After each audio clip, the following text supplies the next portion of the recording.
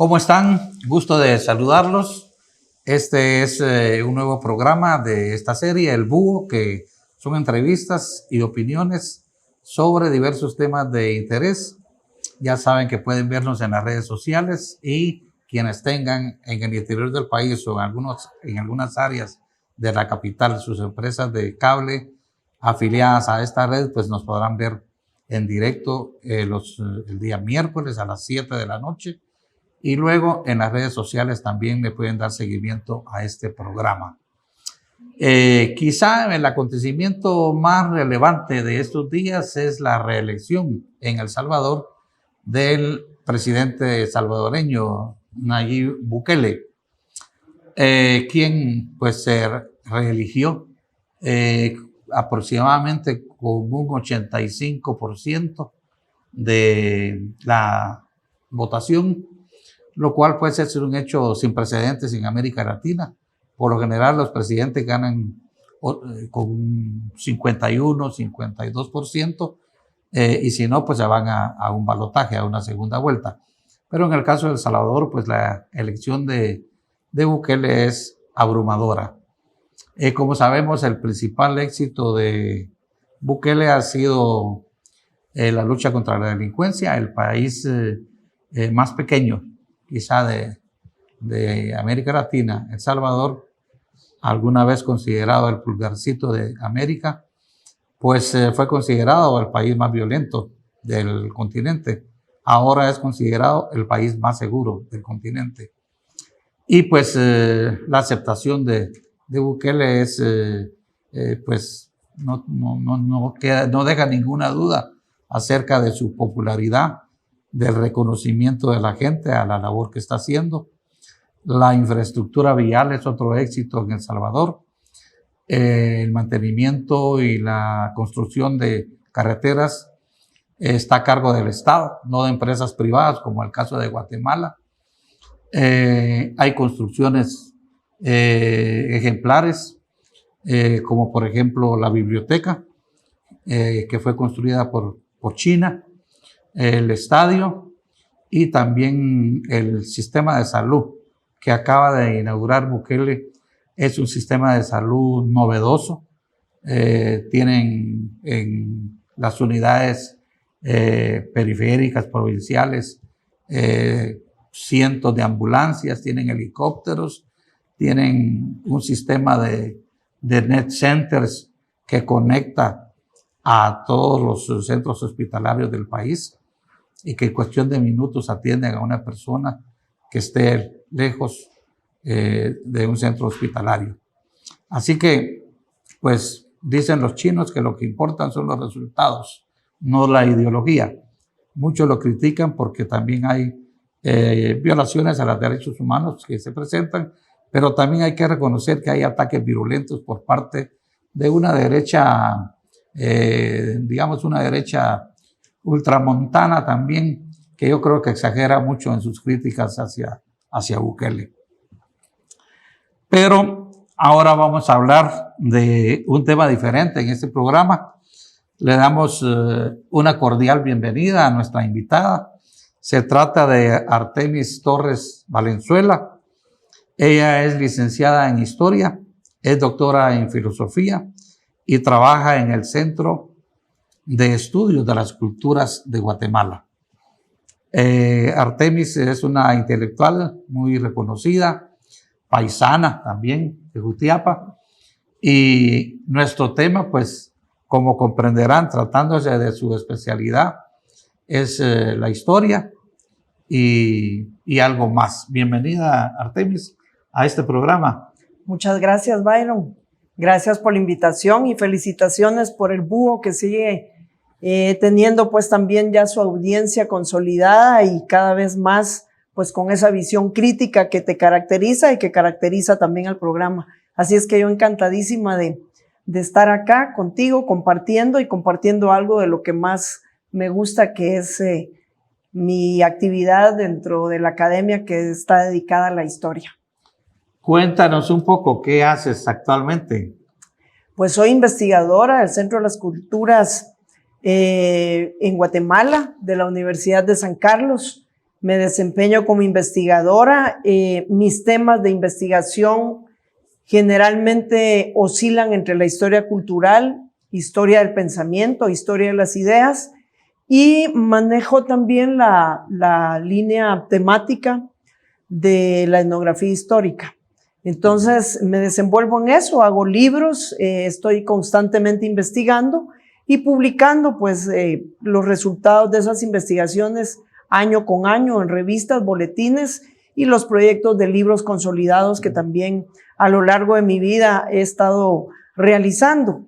Únicamente dejé mi ejercicio académico cuando estuve en la dirección de la escuela durante 8 años, que estuve al frente de la Escuela de Historia también de la Universidad de San Carlos de Guatemala, y fue como un paréntesis para aprender un poco también de la administración universitaria y de hacer también incidencia de la universidad a través de la escuela en la población guatemalteca.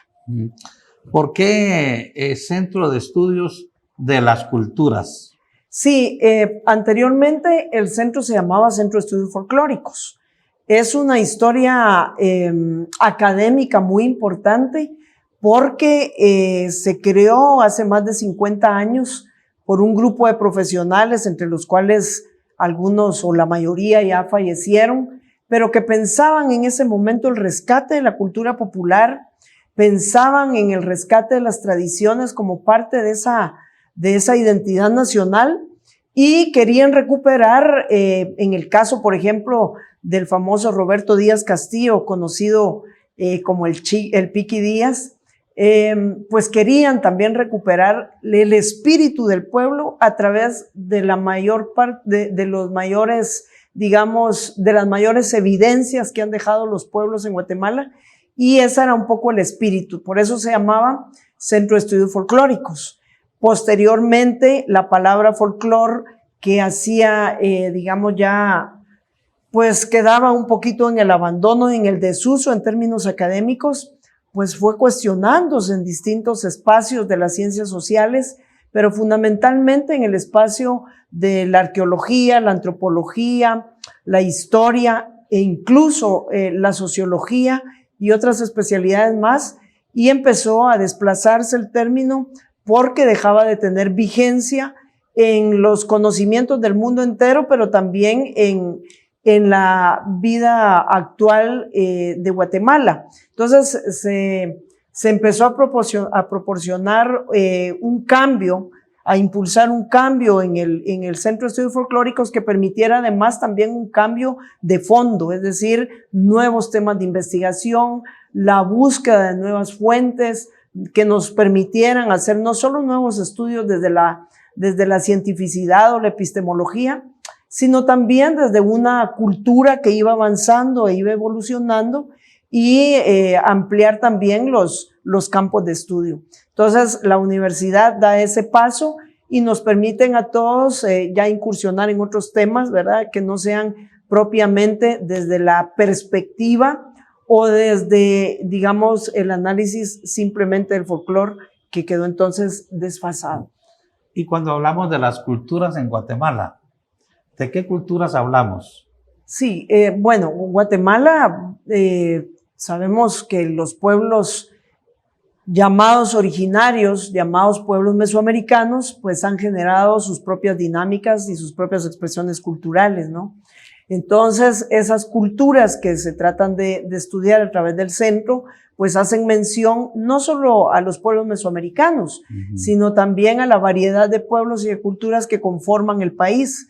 Podríamos hablar así de muchos pueblos, muchas historias e incluso hasta muchos rasgos de identidad y de nacionalidad en cada una de estas expresiones de los pueblos organizados, pueblos estructurados, pueblos con raíces profundas, que insisto, ¿verdad? Como cualquier sujeto que protagoniza una historia viva, van evolucionando para ir poco a poco también adquiriendo nuevas formas de existencia, nuevas formas de organización, nuevas expresiones culturales, políticas, económicas y en fin. Por eso un centro de estudios de las culturas, haciendo alusión a la variedad de pueblos. ¿Y hay apoyo de la Universidad a la Investigación Cultural y del Estado de Guatemala?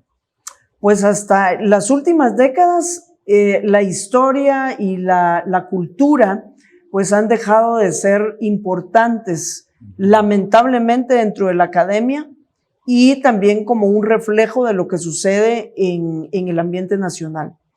En realidad, decir la palabra cultura pues de hecho nos asocia o nos implica o nos motiva o nos orienta a pensar que efectivamente dentro de las políticas públicas existe un ministerio que está dedicado a la cultura y al deporte.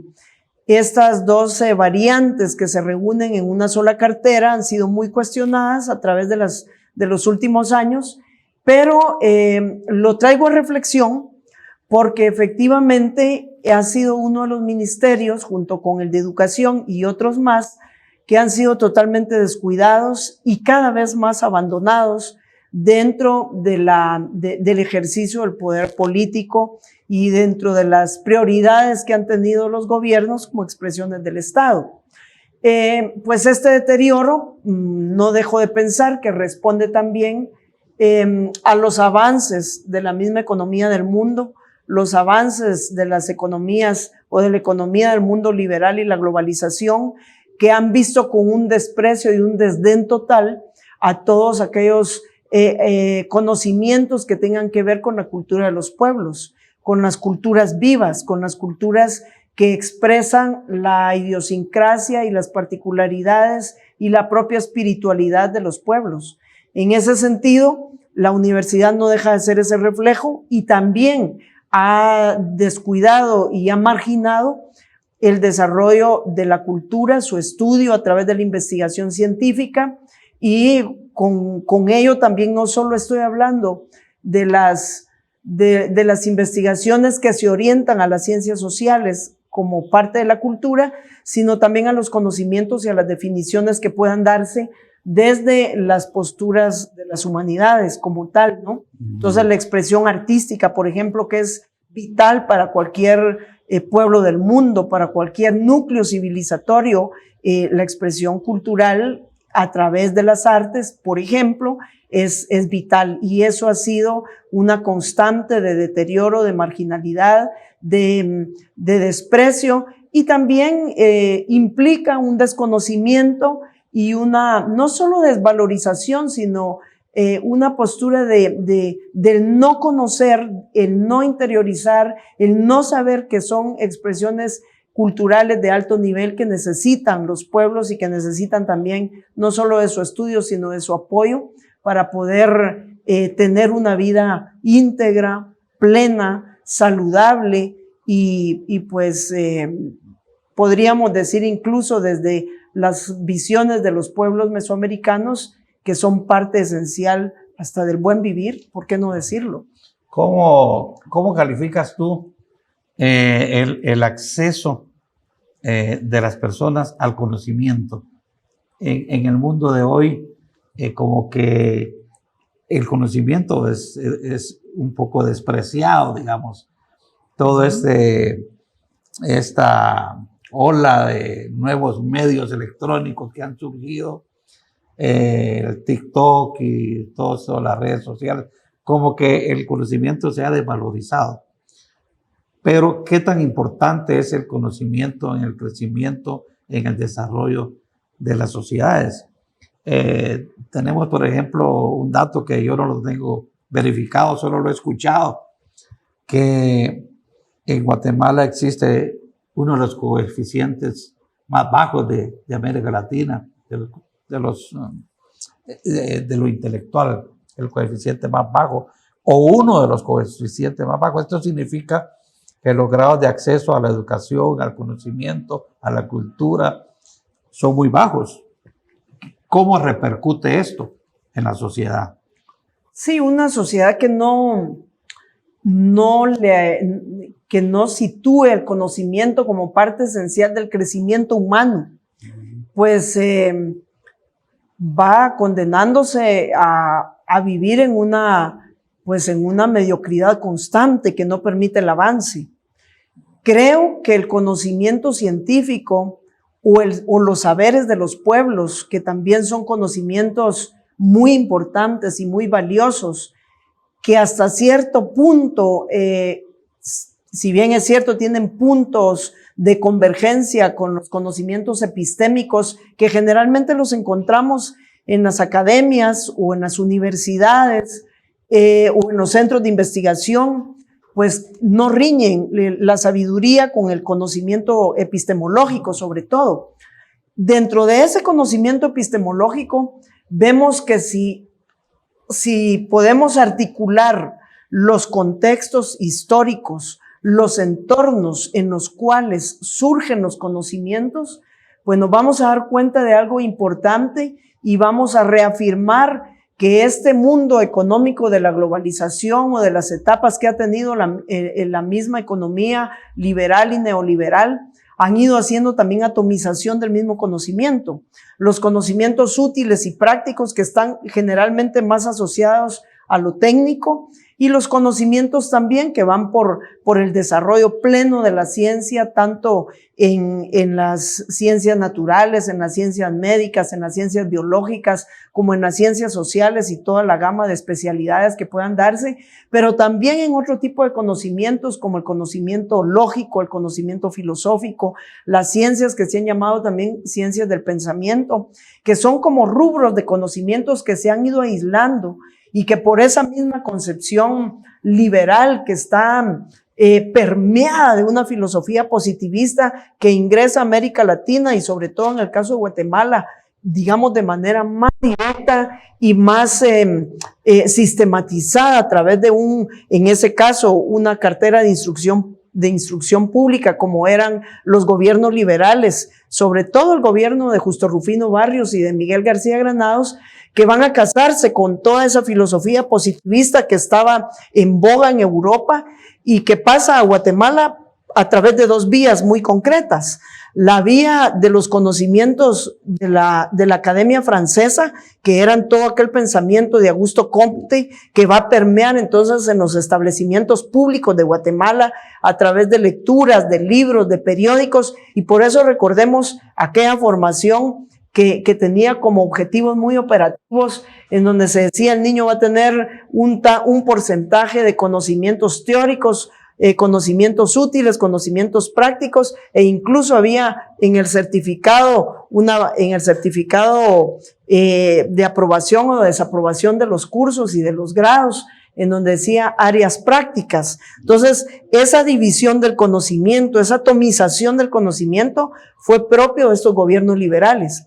Y la otra vía que permeó por otro lado, digamos ya en una educación no sistemática, pero muy fuerte a través de los medios de comunicación en las distintas épocas, pues fue la vía también del positivismo inglés.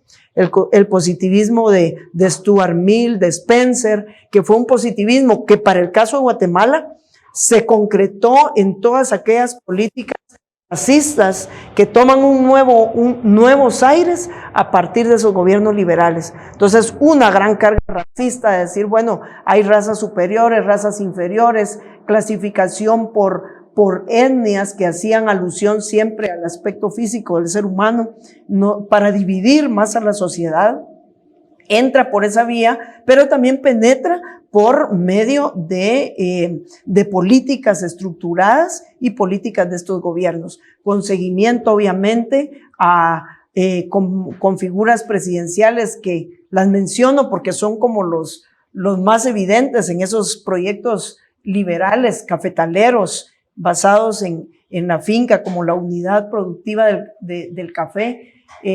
Pues son proyectos que no están aislados, el de Manuel Estrada Cabrera, que fueron pues tantos años en el gobierno y que sus carteras de instrucción pública le dieron seguimiento, le dieron con mucha vigorosidad un gran impulso a ese tipo de educación. Y un Jorge Ubico que también impulsa ese tipo de educación y que van acompañados en este último caso, en el caso de Ubico, pues van acompañados también de una fuerte militarización que acompaña esos procesos educativos en donde, si me permitís, Byron, para quienes nos están escuchando, en donde también la posibilidad de los estudios de la historia no pasaban de ser descripciones de datos, de personajes descontextualizados muchas veces, porque se estudiaban el quehacer, las biografías, los datos relevantes, como grandes figuras a las cuales se les armaba todo un discurso legitimador y apologético, y esos personajes iban generando esas mismas narrativas históricas que aprendimos, como la historia del país, la historia nacional o la historia patria. Después se hablaban de la historia de la patria grande, Centroamérica, pero esas síntesis de narrativas historiográficas eran lo que se constituyeron en los discursos históricos para legitimar a estos gobiernos, sobre todo liberales, y exaltando a estas figuras. Hoy lo vemos en la Avenida La Reforma, por ejemplo, que es otro discurso, otra narrativa a través de esculturas, a través de imágenes, a través de edificios, que nos demuestran una vez más cómo se estructuró, cómo fue el formato de ese tipo de historia descriptiva, narrativa, que no se atrevía a explicar, mucho menos a interpretar y a hacer reflexiones propias, porque la historia se consideraba esa síntesis de sucesos en avance uno tras otro, en donde los liberales colocaban a sus propios personajes y luego, al ser sustituidos por regímenes conservadores, estos conservadores volvían a dar vuelta a esa narrativa y colocaban a otros personajes. Y eso fue lo que aprendimos por historia. Es decir, no había una historia científica que empieza a situarse ya sobre todo con la fundación de la Escuela de Historia, que este año cumple 50 años, sí, y que es parte de la vida académica. Ahora no estamos muy lejos, porque en la capital hay pasos a desnivel. Unos se llaman doña Dolores Bedoya, otros Estrada Cabrera, otros Jorge Ubico. Sí. Y bueno, la historia oficial contada por quienes nos han dirigido, precisamente como lo explicaba Artemis. Estamos conversando con Artemis Torres Valenzuela sobre aspectos de cultura, historia y filosofía. Regresamos en un momento.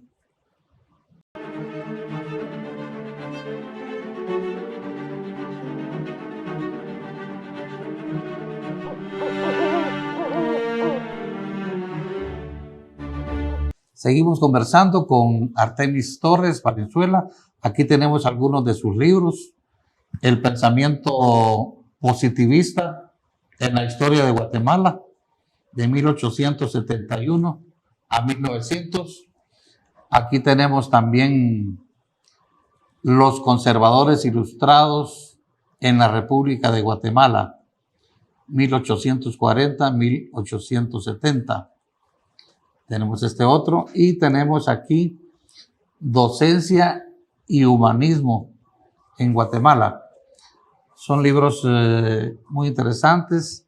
Tenemos otros materiales acá sobre la tradición popular, los mercados de la ciudad de Quetzaltenango. Y tenemos también acá algo más sobre las tradiciones populares, los santos patronos, íconos de devoción popular en algunos mercados cantonales de la ciudad de Guatemala. Y tenemos la utilización del hierro en las artes populares de Guatemala. Tenemos también pintores de Jutiapa. Artemis es jutiapaneca, igual que yo. Somos paisanos. Y tenemos también el pan artesanal, símbolo de la cultura gastronómica de Guatemala, que ya queda poco. Sí, sí. Sí. Tenemos también el arte guatemalteco, expresiones a través del tiempo. Estos son algunos de los productos intelectuales de Artemis.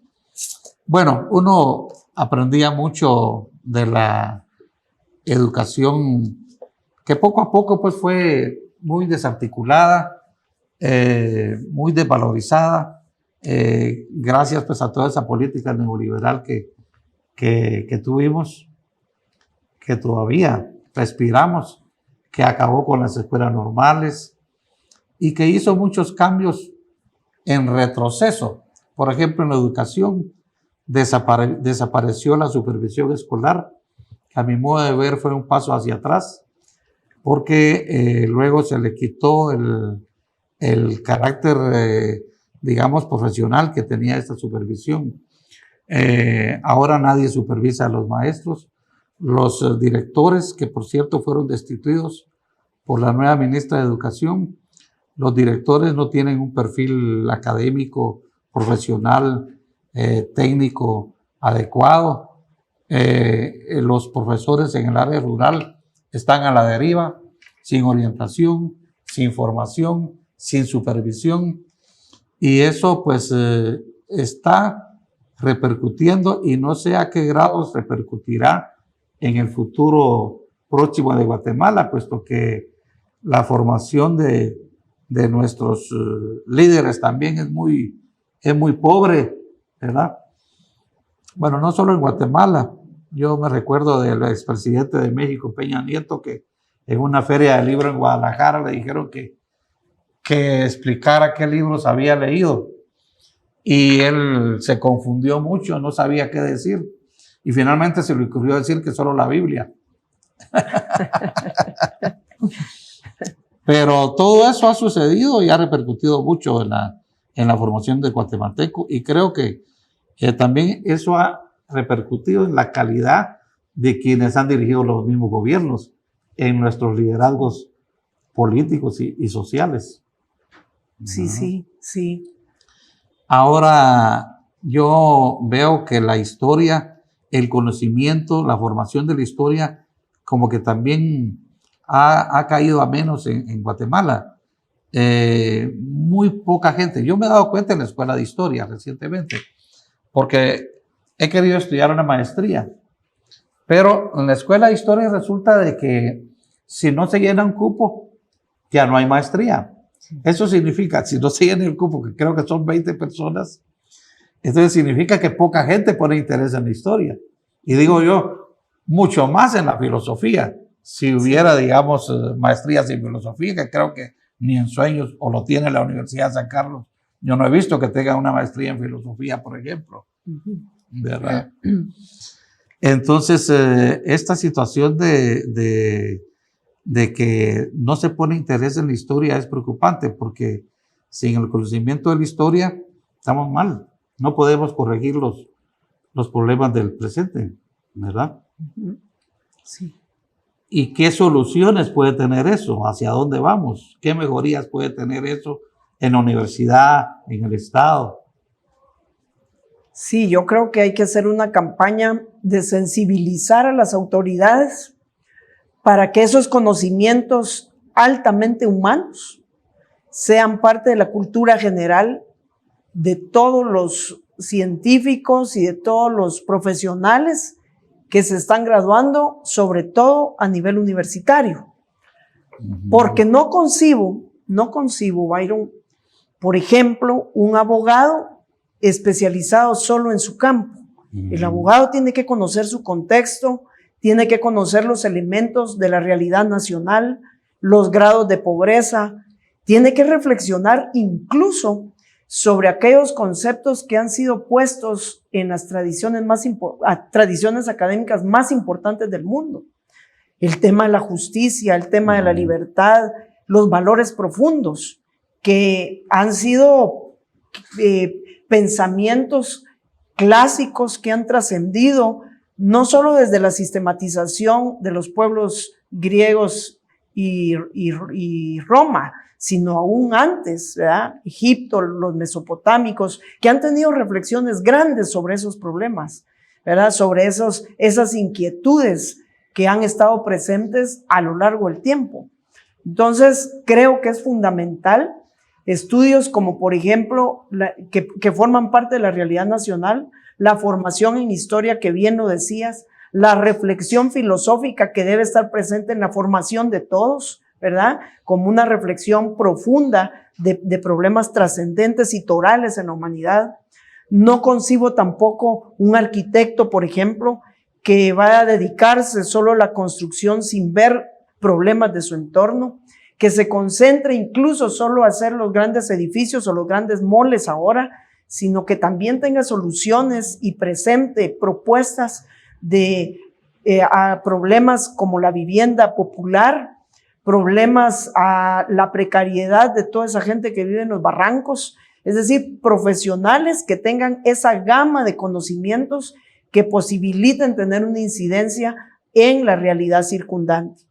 Porque eso debe ser la academia, tener un compromiso y una responsabilidad de transformación a partir de los conocimientos que en este caso la universidad nos ha posibilitado y nos ha dado.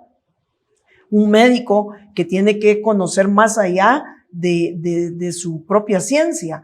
Es decir, seres humanos que comprendan su entorno y que sean conscientes y capaces incluso de poder también realizarse a través de algo que decíamos fundamental, que es la expresión artística.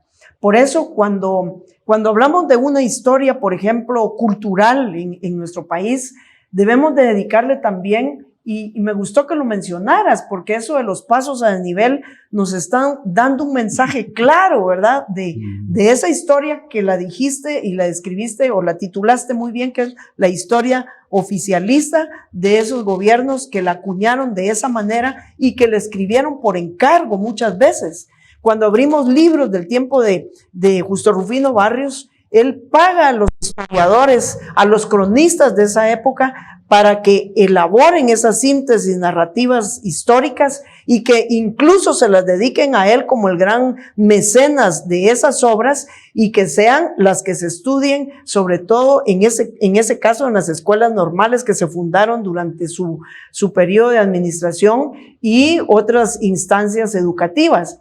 Entonces, es importante porque también hay que hacer mención a que injustamente los libros de historia académica han hecho, o de historia cultural, desde el oficialismo, han dedicado páginas, no han dedicado páginas, o han dedicado sencillamente 2 o 3 líneas al gran periodo que generó la Revolución de Octubre. La han invisibilizado a propósito, la han minimizado, y a esas figuras presidenciales que acompañaron o lideraron esos proyectos políticos, culturales y económicos, pues también los han dejado, los han marginado para que las nuevas generaciones no se enteren de que Guatemala en su historia ha tenido pocos, pero muy pocos espacios o momentos, digamos, que ha disfrutado de pequeños luzazos que aspiran a una democracia, o de pequeños espacios sin tanta represión, sin tanta violencia y con más posibilidades de educación, de cultura, en fin. Y entonces estos presidentes en estos 10 años lo que lograron hacer no aparece muchas veces en los libros de texto, y esa es una de las cosas pendientes que se tienen y que efectivamente la Escuela de Historia ha hecho, y la universidad en general ha sido una de las pocas instituciones que ha hecho esfuerzos por dignificar esos 10 años de primavera y esos 10 años de mucha luz para el país, y que ha también quedado en deuda porque no hemos sido capaces de generar libros de historia institucional en donde se dé el lugar que merece la fundación de una facultad que dejó de ser lo que fue en su momento, como fue la Facultad de Humanidades. Y digo la Facultad de Humanidades porque se dio una sintonía en ese periodo histórico en que el presidente era un humanista, en que por primera vez se va a elegir al primer rector que va a ser con grandes conocimientos humanistas, y al primer decano que va a ser también un humanista de altos quilates, de alto nivel y de gran compromiso social. Esa sincronía que se va a dar en ese momento se va a convertir como en el punto medular que va a irradiar a la educación y que va a dar la guía de educativa y en términos culturales para poder sacar al país, digamos, de los escombros culturales y académicos en los cuales lo tenían sumiso las dictaduras anteriores. Y es de respetar ese conocimiento que estas figuras tenían y sus gabinetes y quienes acompañaron esas ideas que se plasmaron en todo un proyecto en cuanto al teatro universitario, al teatro nacional, a las compañías que se impulsaban, a la música, a la orquesta sinfónica, al ballet Guatemala, al ballet clásico, a la expresión de los teatros, al apoyo que se dio a los círculos culturales que llegaban a los departamentos. Y no solo eso, sino una visión también íntegra y holística de la ciencia, porque se consideraba que todo ser humano debía también en su esencia tener una formación digna e integral. Y por eso proyectos tan exitosos como las escuelas tipo federación en su momento y todo ese boom de la cultura que ya lo sabemos, ¿verdad? Con muralistas que salieron a especializarse, estudiantes de la Escuela de Artes que salían también a profesionalizarse con ayudas y becas del Estado guatemalteco, y vemos una Rina Lazo, un Goiri y tantos artistas que han dejado buena huella en la cultura guatemalteca. La huella cultural que dejó la Revolución de Octubre es muy importante. Sí. Yo me estaba recordando ahorita de las misiones ambulantes de cultura que se crearon. No sé en qué consistieron, por cierto, pero se le dio mucha relevancia a la cultura y a la educación en tiempos de la primavera democrática, ¿no? 44 al 54. Que bueno, se nos quedó como retórica del pasado porque actualmente hay mucha debilidad pues en toda esa área cultural histórica del país. Incluso en la educación, pues la misma Universidad de San Carlos, y tú señalabas el caso de la Facultad de Humanidades, hay posibilidades de que estemos viendo algunas señales de cambio en todo esto que estamos analizando como decadente, como sombrío. Hay posibilidad, tú ves que incluso el cambio de gobierno ahora signifique algo en pro de un cambio cultural. Sí, yo tengo muchas esperanzas en que esta apertura que se está dando sea una apertura que poco a poco vaya avanzando y vaya permeando las instituciones. En términos de lo que estamos hablando, de cultura, de academia, de educación, pues creo que sí se están dando buenos inicios a los cambios. Estamos trabajando por un rescate de las instituciones, un rescate de la Universidad de San Carlos de Guatemala, de recuperar ese espíritu no solo de servicio, sino de compromiso social, no con uno ni dos sectores, sino con el pueblo de Guatemala, que es la esencia universitaria en sí, ¿verdad? Reconocemos también que hace falta estudiar esos 348 años que ha cumplido recientemente nuestra casa de estudios, la única universidad pública del país, y que en esos 348 años ahí están los archivos que hablan y que nos dan pautas para escribir una historia, también una historia desde una perspectiva de pensamiento crítico, que en donde situemos que si bien es cierto la universidad ha sido para pocos y se abrió y a partir de la influencia que tiene la reforma de Córdoba de Argentina hacia la Universidad de San Carlos, implementándola con nuevos métodos de aprendizaje, de estudio, de investigación, eliminando todos aquellas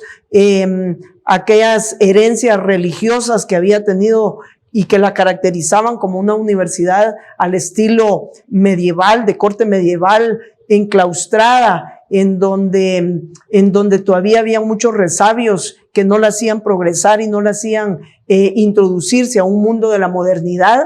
Pues hay esperanzas para que tanto las instituciones, y en este caso concretamente la universidad, a tono con un gobierno que está dando el gran marco de referencia, pues efectivamente llegue en un momento dado a afianzar esa gran utopía que tenemos en estos momentos, que es el gobierno democrático universitario, en donde la igualdad de otras unidades académicas como las escuelas y centros regionales, centros universitarios que están funcionando en los departamentos, tengan también y sean parte de ese gran gobierno universitario que anhelamos, y en donde quienes nos dirijan pues sean personas, no solo personas probas con un gran reconocimiento académico, que hayan hecho investigación, que hayan hecho docencia, que comprendan la realidad del país, sino que además también le apuesten a esa vida universitaria, que es un estilo de vida realmente, en donde también las artes sean parte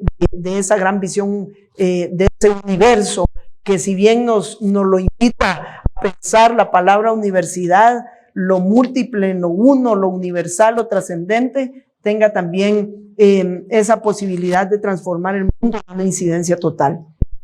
Hablemos un poco de tus libros. Por ejemplo, El pensamiento positivista en la historia de Guatemala. Un pequeño resumen. Cómo se pensó desde la oficialidad un proyecto liberal como el de Justo Rufino Barrios, insisto, y cómo ese pensamiento que se transmitía desde periódicos, que obviamente salían del Estado y eran filtrados por académicos y por intelectuales orgánicos de ese momento, pues permeó toda una sociedad, y producto de ello fue que los primeros años del siglo pasado, pues tuvieron su incidencia en la formación de esos nuevos ciudadanos que, bien lo decíamos, eran formados con una, digamos, visión también militar que acompañaba esos estudios, y sobre todo filtrados por una filosofía positivista al estilo francés. Y otro de docencia y humanismo en Guatemala. Por cierto, el humanismo en Guatemala como que hay que rescatarlo también, ¿verdad? Sí. Es un tipo de humanismo muy entendido desde nuestra propia particularidad. Es cómo se concibió también el proyecto político de la revolución, y fundamentalmente es un estudio que aborda los archivos de la Facultad de Humanidades para que rescatan los primeros nombres de los profesores, las evaluaciones, los exámenes privados, los primeros estudiantes, y ver cómo ese gran universo de conocimientos fue tan importante en esa década de los 40, con estudiantes de la talla de un Severo Martínez Peláez y de plumas tan importantes y de profesores que vinieron especialmente a ser profesores de la Facultad de Humanidades. Me llama la atención este libro, el título, Los conservadores ilustrados en la República de Guatemala. Porque uno a veces desearía que en Guatemala, bueno, sí hay algunos muy pocos elementos de la derecha que uno diría que es ilustrada. Sí. ¿Verdad?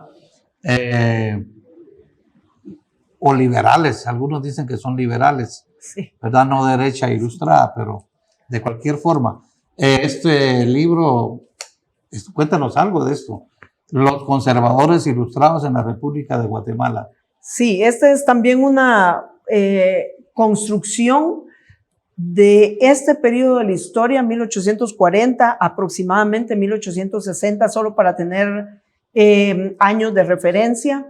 Es la dictadura, sobre todo la dictadura de Rafael Carrera, un presidente que no sabía leer, que no sabía escribir, que carecía de muchos conocimientos, que se hizo acompañar de algunos viajeros y de algunos conservadores que tenían un cierto grado de erudición y que le aconsejaban, por ejemplo, traer aquellas compañías operáticas de Italia, traer espectáculos, y que le hicieron una, digamos, no conciencia, pero sí le hicieron saber que fundar un teatro como el Teatro Carrera era importante porque era una ventana al mundo de la cultura.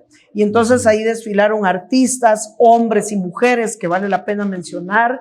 Desfilaron pues una serie de orquestas que venían invitados, de intérpretes, de autores nacionales e internacionales, y el teatro se convirtió como en ese espacio de apertura que conectaba al mundo, a las culturas del mundo, y salía del espacio citadino, que era una especie de una aldea grande, en donde la cultura pues no era para todos, seguía siendo elitista.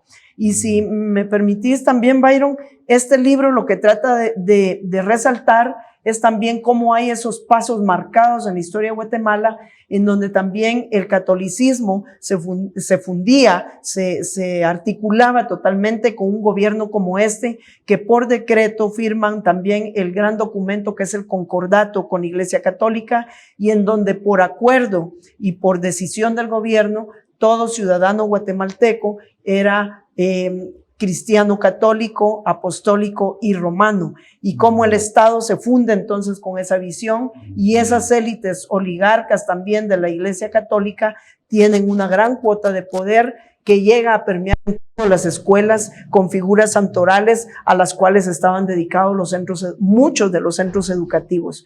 Y si me permitís, solo voy a hacer un paréntesis en el libro en el del positivismo, porque me llama poderosamente la atención cómo también con los positivistas empieza la formación de las mujeres en la universidad, ¿verdad? Las primeras comadronas a finales del siglo XIX y empiezan a incursionar y a ser parte también de ese mundo académico con estos gobiernos liberales, tanto así que la primera mujer graduada en la Universidad de San Carlos es en 1919, estando de presidente Manuel Estrada Cabrera, y en donde hay unos discursos dignos de estudiarse con más profundidad, si bien lo ha hecho una colega en la Universidad, Patricia Borrayo, con su libro sobre las graduadas en la Universidad de San Carlos.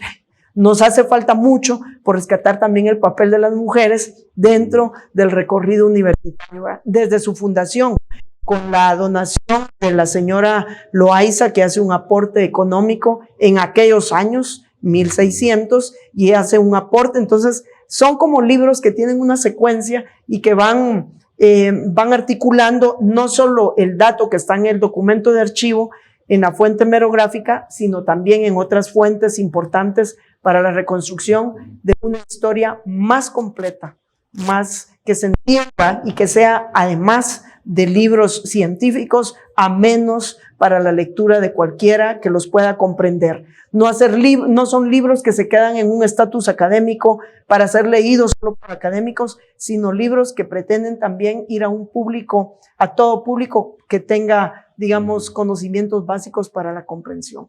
Bueno, pues ya se nos fue el tiempo muy rápido y la entrevista con Artemis pues fue muy interesante. Artemis Torres Valenzuela, con muchos títulos, doctorada en historia, doctorado en filosofía, licenciada en historia, ¿verdad? Una figura muy importante en la cultura, en la intelectualidad y en la academia de Guatemala. Muchas gracias, Artemis, por haber estado con nosotros, y a ustedes muchas gracias por su tiempo, por su espacio, y nos estamos viendo por acá siempre en nuestro próximo programa. Les recordamos que pueden vernos en redes sociales. Quienes tengan CableNet, pues es su empresa de cable, y hacernos sus comentarios también, por supuesto, en Face, en Instagram y en otros espacios de difusión como el TikTok, donde también se transmiten ideas de este programa. Pasen buen día y nos vemos la próxima vez. Gracias, Byron.